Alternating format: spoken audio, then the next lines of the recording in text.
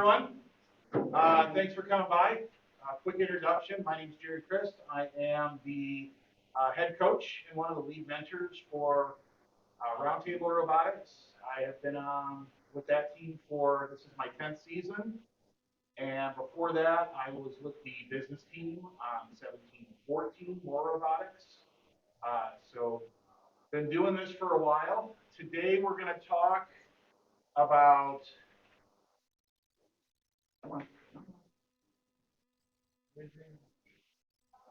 Go ahead and advance the slide, please. All right. So we're going to talk about fundraising, and we're going to talk about logistics. And by no means, uh, I'm good with this, but I'm not going to claim that I know everything. And some of the stuff that has been successful for our team might not necessarily be successful for yours. Some of the stuff that we have not had success with, you might rock. So um, going to kind of put out as much information as we can, and then we're going to open this up to kind of a back and forth dialogue too. So we're going to go through budget. We're going to go through some goal setting, and then we're definitely going to talk about how you're going to get your money. Which, how many first year on a team? Not too many. How many second year on a team? How many can tell me where your budget from last year came from? Okay, I got they're the adult hands. A couple students over there. Let's go ahead and yeah, let's talk about budget. How many of you have actually physically seen your team's budget? All right. How many have you seen a end of year comparison to what your budget was and what you spent? All right. Very couple hands went up. So let's go ahead and advance the slide, please. Because you can't start talking about how much money you need until you know how much you need. Okay.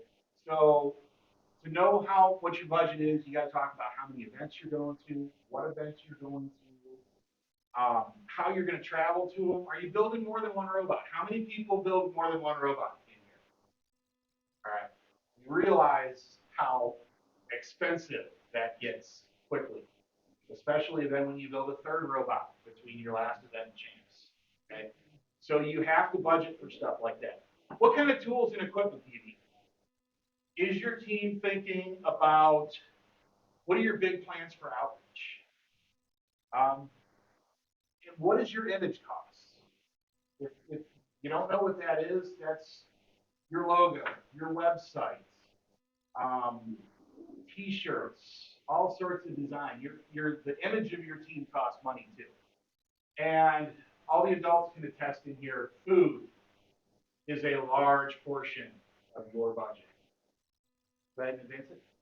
So this is kind of a sample budget. So for business sponsorships last year, we budgeted 40,000. Well, we budgeted 40,000 for this year, based on what we got from last year, which was about 37. So our year to date right now is 23. So our business sponsorships were a little over halfway to where we need to be. So last year we got about $8,400 in fundraisers, so we budgeted 85. We have not raised a penny in fundraisers yet, so we're behind the curve there. I budget champs into travel right from the jump. Okay, so last year we spent $38,000 on travel, and we're budgeting 40,000 this year. So fortunately, we haven't spent any of it yet, but it's there. So then tools and robot parts, we invested in a trailer last year in Super Pit.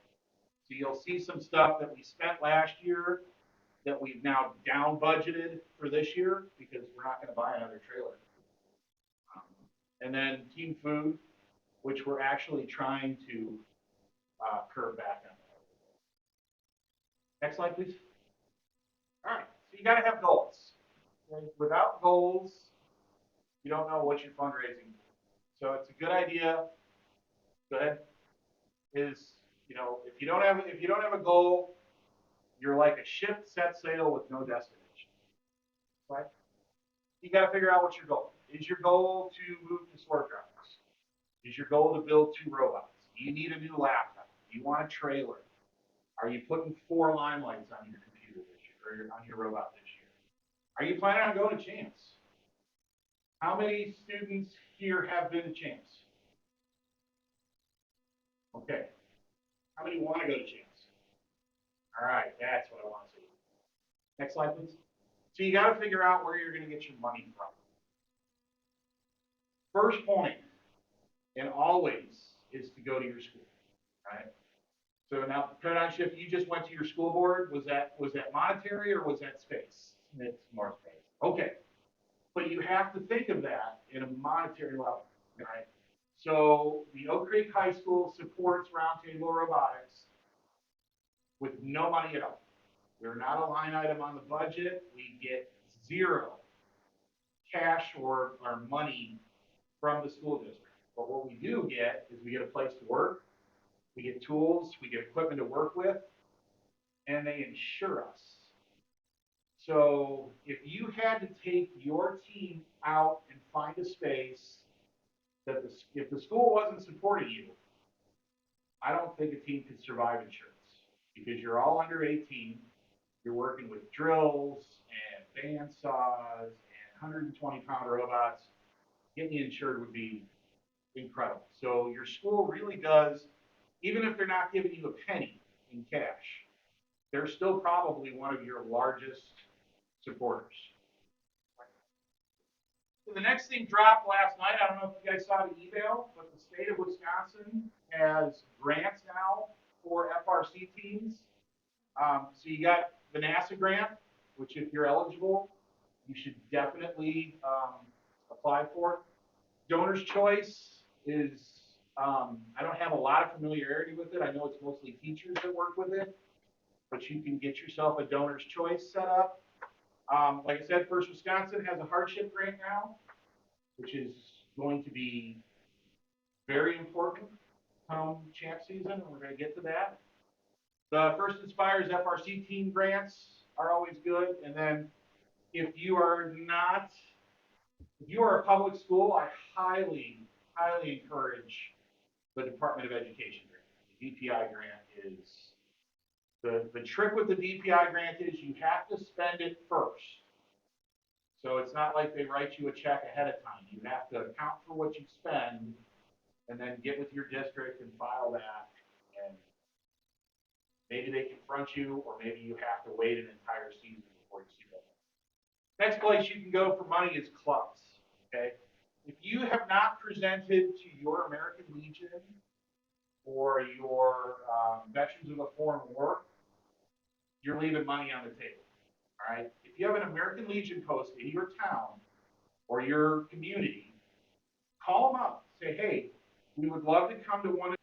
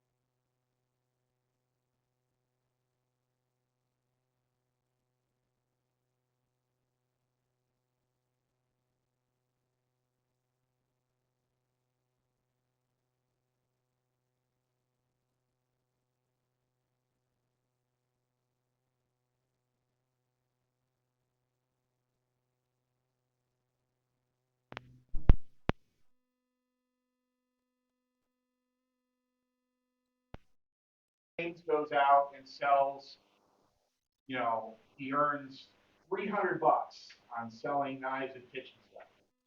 Rather than that go into the general fund of the team, it gets earmarked for James. So when it's time for us to travel to Duluth, and the Duluth travel fee is 350 bucks per student, he's already got that money banked. So if you're going to do a fundraiser, you might want to consider targeting that to specific students as a motivational factor. Next slide, please. Okay, camps and workshops. Hosting a camp can be huge money, okay? If you host a week-long summer camp for FLL, you can make a fortune. But I'm going to tell you, it's a heavy, heavy lift. You need every single student involved. You need a lot of parents, because you put yourself a week in the hot summer for 6 hours with a bunch of third and fourth graders, you're going to burn out.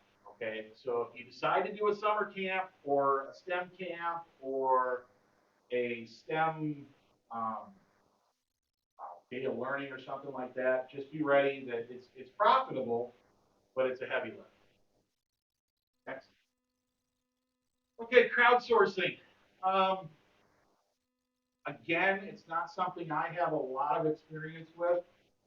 We did sign up for Square, and we now accept credit cards on our website for donations.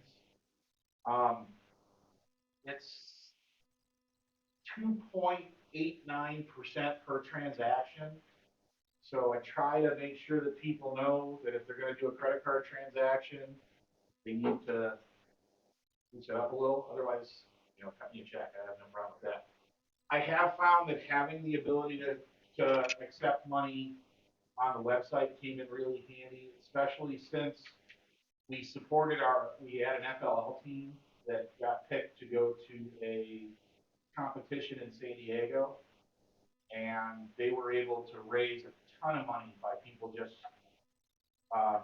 going to their website, and then it linked it to our credit card site, and they crushed it. So they got their whole trip paid for. And then the last thing is, this number scares the crap out of me. $4 to $7 billion in matching contributions are left untaken. So if you work for a company, or if your parents work for a company that matches on donations, that's such easy money. All right. Northwestern Mutual. Anything that a Northwestern Mutual employee donates to your team, Northwestern Mutual will match that donation and send you a check. So definitely look at your parents, grandparents, aunts, uncles. Do they necessarily have to work for the team? No. If they do end up volunteering for the team, right? So let's say you have a relative that works for a Regal Rexnord, and they come and they mentor your team. Regal Rexnord will give you money because you have one of their employees working for your team. All right, and we got to talk about, it'd be great if you could fund everything for every student, and that is the dream, okay? But I was always told that which is given has no value. Your students should have some collective buy-in. Everything shouldn't just be, this is all free, lunch is free today, we're going to, we're getting a bus to go to Milwaukee, that's free. There has to be some buy-in from your students, especially if you're doing, we always try to tie something fun into everything. So like when we went to Duluth, we went bowling afterwards. We had a blast there. When we had champs in Detroit, we used to go to the Henry Ford Museum. When we went to Houston, we went to NASA. So, your students have to have some sort of buy-in on this. All right, so that's the fundraising part. We will go ahead and Circle around. Yes. Yeah, yeah. We're gonna go ahead. We're gonna circle around at the end for fundraising because there's some logistic stuff that's also gonna. It might answer some questions and it might also tie in. So when it comes to logistics, you got to know um, who's on your team and who's going where. Okay. So if you're budgeting to go to Champs and you know that Champs is over Easter weekend, you need to find out how many people can't go. Right? You need to have an idea of how many people you're going to take the Champs. If it's 10, okay. What if it's 62? You got to have ideas of what's going on. How many people are eligible to travel? Um, what are your rules for travel? Believe it or not, there are some schools that if you have not requested to travel over spring break next or in the spring of next year, they might not let you. All right, so you got to be ahead of the curve on all that. You got to be. I had to have scheduled dates for travel put in July. I think my deadline was July 15th. It's never too early to plan. You should have a calendar out on your website. Parents should know, hey, we're thinking about doing a week one event. They should know what week one is. Next slide. All right, what are you going to take with you? Are you flying? Have you ever seen the team that came over from New Zealand that literally disassembled their robot and every student carried a chunk in their check bag, and then they borrowed Hilltoppers borrowed them batteries and had tools on hand for them. Their first day in the pit, they assembled their robot. They were in finals. It works.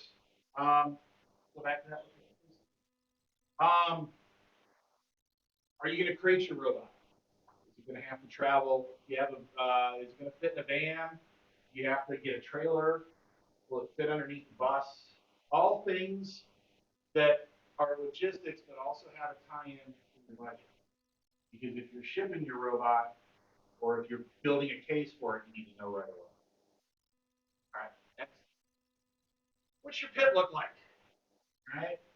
Is your pit simple? Just some tools and a bowl of candy? Awesome. Is your pit more advanced? Do you have banners? Do you have a battery cart? Do you have a bigger bowl of candy? Or NASA's got nothing on me.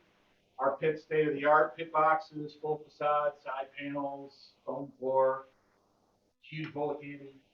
All right. So you need to know what that looks like because your pit needs to be a budget line item every year. All right. Next. Where are you going? Where's your team going to stay? Is it going to be over spring break? Are you asking mentors to take vacation time? Does your school have any travel restrictions? I know that Marquette and St. Thomas More are worried about Champs next year because it means traveling over Easter. So all things you need to start looking at right away. How are you getting there? Are you going to fly? Are you going to drive? Are you going to take a bus? Franklin took the bus to Champs. That was a little pricey. 20 grand each year. Yeah.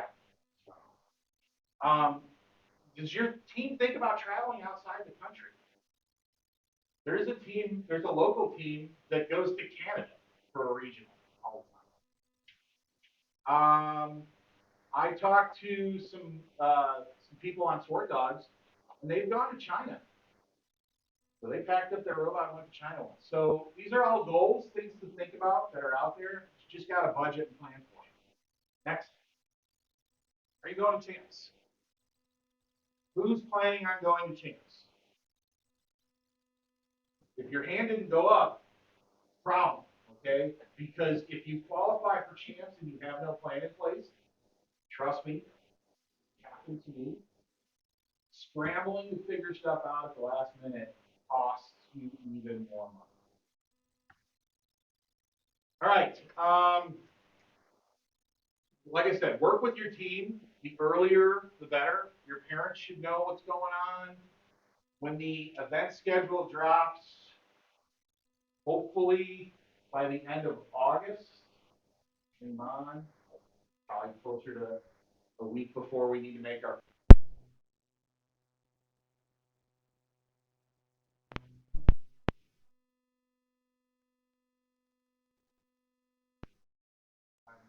what students are going. And then all of a sudden, the schedule comes out, and Duluth is a week 1, and you book it, and you get selected for it.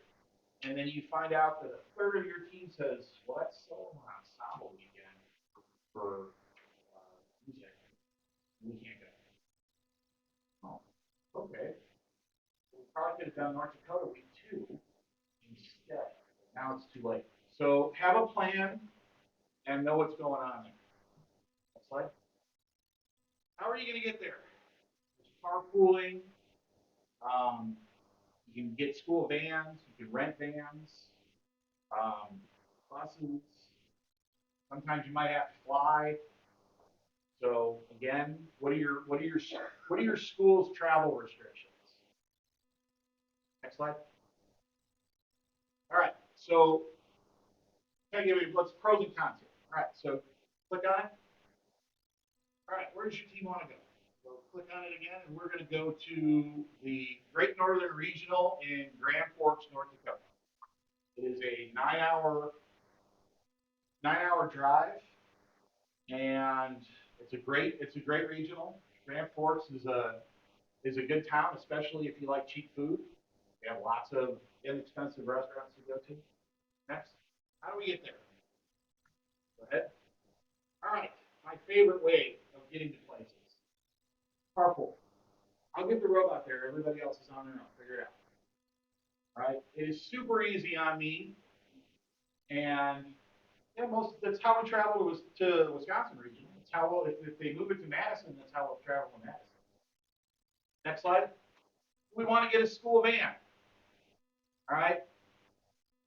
So if you're looking to rent a van, all right. So let's say your school doesn't have any vans, you're going to rent vans, and you call Enterprise Rental and you say, hey, I need some passenger vans for an upcoming trip.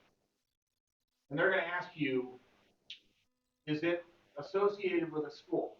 And you're going to say, no, my school doesn't have vans. I have to rent them. But no, it's not associated with a school. So they're going to say, okay, well, we have 15 passenger vans for $305 a week plus 19 cents a month. Okay, yeah, we'll do that.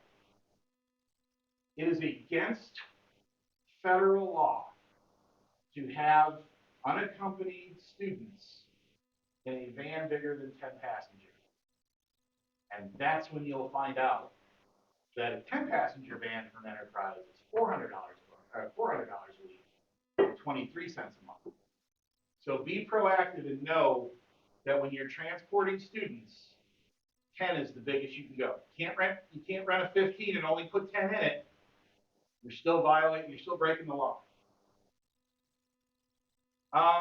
Charter bus, up to 55 people in the bus. You have your own bathroom, which your students will quickly tell all the other students it's for number 1 only. All right. So go ahead and click on it. It's really hard to read this. This is small print. Okay. So for carpooling, it's very easy on planning. It's hard on some students. Some students might not be able to carpool.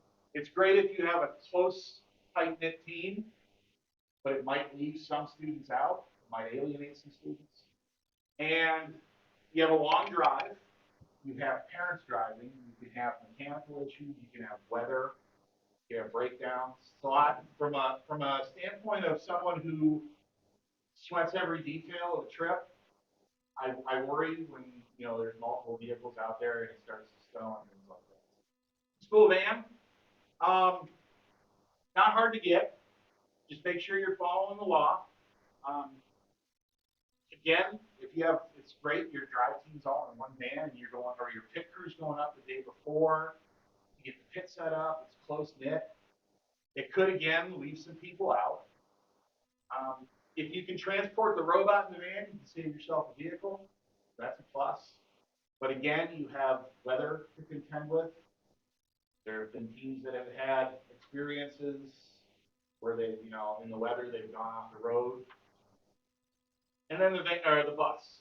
So next one. So the bus is 55 people. That's great. All right, the whole team's involved. You have a lot of fun on the bus. But you need to start planning on that right away. because you need to know what seats are full. You need to know what mentors are going on the bus. The bus does not move without you taking attendance. Okay, the more people you have on the bus, the more you have to sweat leaving someone at a rest stop in Eau Claire, because you stopped for a 15-minute bathroom break. You thought you had everybody on the bus, and then 20 minutes later, you have a student say, "I've seen Charlie." What do you mean you haven't seen Charlie? Well, he was at the rest stop with, and now I'm blowing up Charlie's phone, and he's going, "Okay, next exit, please." Right? You don't want to leave a student behind. Charlie, I was just checking on you. This was a fictional occurrence. It did not happen. But you don't want to be on that side of panic. The bus can still be outrageously expensive. We spent $8,000 on a bus to North Dakota. We spent $8,000 for the bus. The bus driver has to have his or her own room. So you got to pay for the room. Then you got to tip the bus driver. So I figure $2 a person per day is a good tip, especially if they make food runs for us and things like that. If they're really, really cool, you bump it up to 3. I always try to find out my bus driver's size so I can get a t-shirt or her. That way they really feel part of the action. I've had bus drivers come and sit with us in the stands. The problem is you can still have a pretty high per person cost. So one of the things you might want to do when you're fundraising is look at bus driver sponsorship. So let's say we're going to a company that you think could easily pony up $5-6 grand. All right, give them the opportunity to sponsor your bus for this trip. You are going to be our official bus sponsor to Duluth, Minnesota. And you're going to make sure that that's on your website. You're going to call them out on your social media. And, every time that you make a video from the event, you're going to talk about that we got here thanks to our, generous Regal Rexnord bus sponsorship and things like that. Next slide. Food. What will your team eat? I have done both sides of this. I have had where I tell students you are totally on your own for food. The hotel will offer free breakfast. It is up to each student to take care of themselves. And inevitably, I have 2 or 3 students that on the 3rd day of our travel have told me that they've consumed nothing but Mountain Dew and Cheetos. And they're not feeling it. I have also had sit-down meals for every single event, and it costs a fortune, and you have kids that have food allergies or are picky eaters, and they sit there and they stare at a full plate of food and don't consume a bit, because I don't like my chicken tenders. Right? So food's tricky. You gotta be ahead of it. You gotta know your food allergies.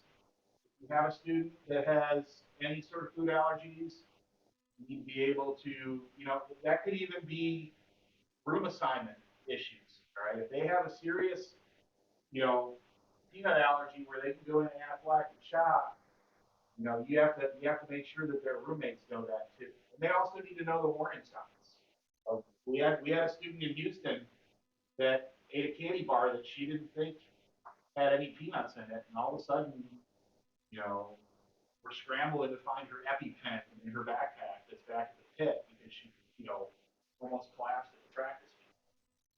So no food allergies, know what's going on. Your hotel, with the exception of Champs, hotel breakfast is a deal breaker. Right? If I take our team to a hotel and they don't offer a free breakfast, no way. I got burned on that at Indy Rage. They told me that they had free breakfast. I heard that they said that they had free breakfast, and when we got there, they were like,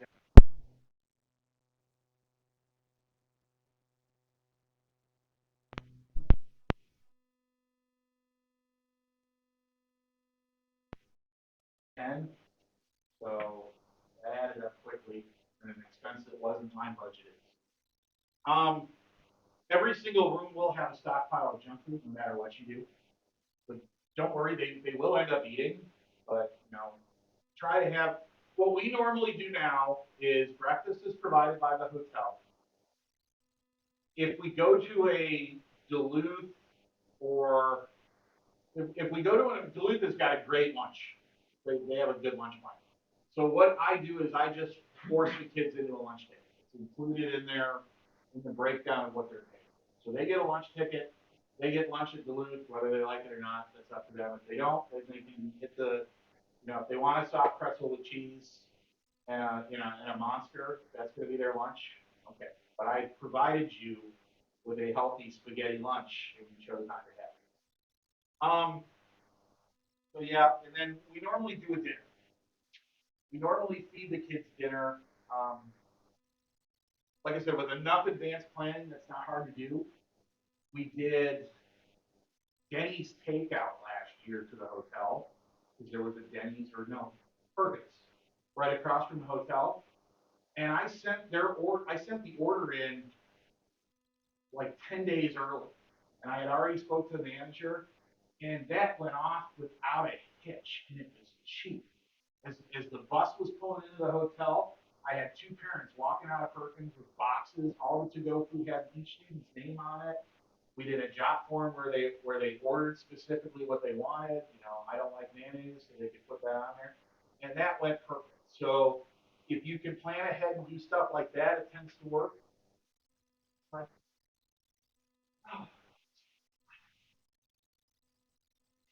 You will have to have, and this could be a student that has this conversation with the rest of their team. All right, but you will have to have a personal hygiene conversation before you travel. Okay, it sucks. I'm sorry, but you have to have that conversation. In that conversation, you have to let students know that the pool is not a substitute for a hot shower with soap. Because when you find on Saturday you're sitting next to a kid on the bus that you smell like chlorine.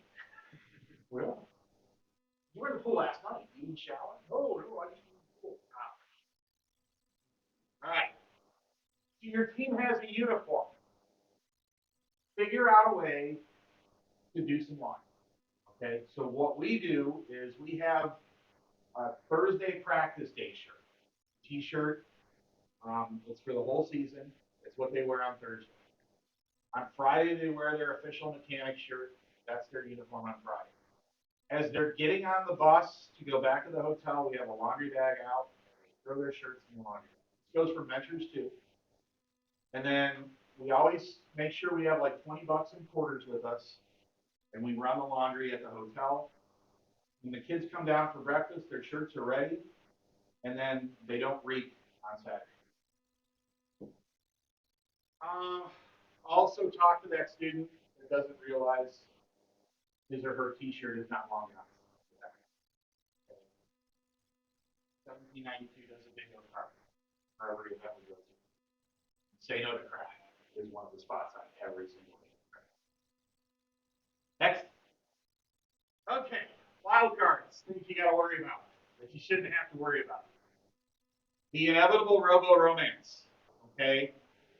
Unfortunately, we're here to build robots and compete and stuff like that. You got to what level you're going to want to control that is totally up to you, but you have to know what's going on. You got to know what's out there and what you need to keep an eye on. Issues following rules. 1792 will attest that I am a very binary person when it comes to rules. I have almost sent kids home because they don't do things the correct way. The medical issues, make sure that everybody has, especially if you're traveling with unaccompanied minors, you got to have a signed permission slip so you can operate in their behalf. And plan for as much as you can, but you're still going to have a surprise under here, at least one. Next. All right, so I took this verbatim from the last blog for Champs because it has fired me up quite a bit. first of all, if you didn't know, they changed the date for champs coming forward. So this year's champs is going to be the same week as last year's, but then the next 2 years it moves to the last week of April, first week of May, i.e. AP testing. Okay. So again, we plan for everything. But they wanted to give an extra 2 weeks so that the week 6 qualifiers weren't scrambling as much as they are. So to save the dates are a big deal. Houston is the site for champs for the foreseeable future. All right. Next. This is the real one that's firing me up. So normally, I would have a block of rooms already booked for Houston. If you have found a hotel that will book you a block of rooms in the greater Houston area, I highly suggest you snatch it up now, because everything is blocked out by First. First has blanketed almost every single hotel room in greater Houston that you'd be willing to stay at. Let me qualify that you would be willing to take a team of students to stay at, right? So all bets are off right now because I don't know when they're going to let us book rooms. If they're going to open up the first site like they normally do and just let everybody jump on, or if they're going to say you can't go on here until you've officially qualified, which is going to make it even crazier. I will give you what our team is currently looking at. Is we are actually looking at staying about 40 minutes away by highway outside of the Houston kind of metroplex. We have a condo that we book that will then be the drop off and pickup location. And then we're looking at getting a school bus to take us in the morning from the hotel 40 minutes away to the condo where the students will have breakfast because the hotel doesn't start breakfast early enough. So then we'll have breakfast at the condo, then go to the convention center. Then when they're done, they'll go back to the condo, we'll feed them dinner, and then the school bus will take them back to the hotel. It is extremely putsy. We're still hashing it out. It's a suggestion. Otherwise, just wait until you see what First is going to decide for rooms. Next. All right. I didn't give us a lot of time. I apologize for that. We were drinking on the fire hose there. You had questions about financing? Yes. So as a school team, we are actually limited by the number of fundraisers we can do in a year. So I know some teams get around this by starting up a booster club. Is that something you have experience in and can shed some experience with? That is an entirely second seminar. Okay. I will tell you this. Getting a 501c booster club makes life incredibly easy, because then you can start operating. I'm not saying that you have to start operating outside your school district, but so let's say PPG wants to give me $10,000 in a check. It actually has to go through the school district, and it has to sit and wait until the school board meets and approves that donation and thanks PPG, and they all stand together for a photo. All right. So if PPG drops that check to me on January 3rd, and I have to wait until the 17th of January to get that money in my account, I'm going crazy. Whereas if they just give it to the 501c3, it's in my checking account. Boom, I can start spending it. So check with your school district on what they require for that. Offline, I'm happy to share all my documentation for setting up our 501c3. Step one is you have to become an LLC. So that's actually the easiest part. The longest part is to get the federal government to grant you 501c3 status. That took us just over 9 months. And that was pre-COVID. Other questions? Any logistical? Yes, sir. The question I had is you're accepting payments through your website. Any other questions? Yes. How do you guys find your sponsors? how do we find our sponsors? The most successful we've ever had is to have every single student cold call two companies. So what you do is your business team pulls up Google Maps, parks your team right in the center, and then goes out a distance and you look at every single business in that area. And you see if you can get a phone number and an address. And then you give each student two names, and they have to call or write. Emails don't count because emails are too easy to dispose of. But if you can, I've had students that have stopped in and dropped off have a flyer, have some sort of one-page flyer that talks about what your team does, why you do it, and then have thresholds for sponsorship. Have good pictures, nice hero pictures of the robot, maybe a picture of your team with banners or something. But have that ability to drop that off. And we also ask every single one of our students to have an elevator speech. So if you happen to be someplace and you come across someone that has, the ability to financially help us, you should be able to, in 30 to 60 seconds, tell them what team you're with, what you do, why you do it, and wow, it costs a lot of money. Would you be willing to have us come in and demo our robot so that we can talk to your people? Great question. Next. All right. Well, it's extremely hot in here, and I appreciate you paying attention. Yes. Can I do a shout out to the script? Does anybody do the script card? The cards, the script cards. You're having success with that? Just Quick Trip. Okay. Quick Trip does their own. Yeah. You sell a Quick Trip car wash card to somebody for $30, you keep $15 of it. But you have to prepay. You have to pre-buy, right? Nope. We take orders and then.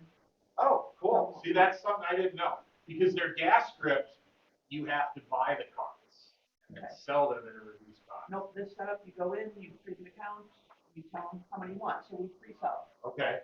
and then. Cool. Yeah. Quick Trip. Good idea.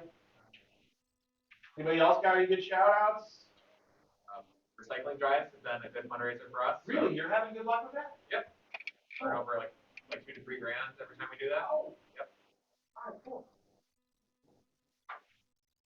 Please stay away from that. You guys do. Cannibalize the market. Right. Because I've actually taken stuff to your drives. Once a year, 4 hours on a Saturday.